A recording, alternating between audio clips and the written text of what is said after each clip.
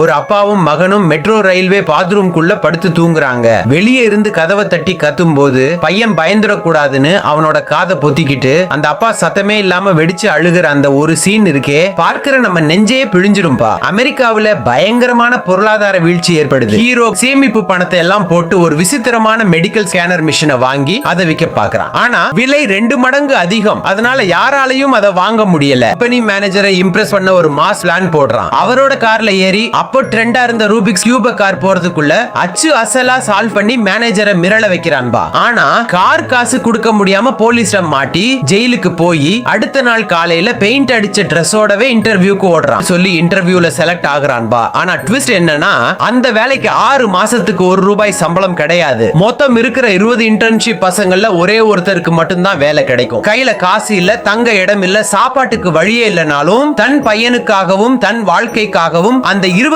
பேர்ல ஒத்த ஆளா ஜெயிக்க நம்ம ஹீரோ போடுற அந்த வெறித்தனமான உழைப்பும் போராட்டம்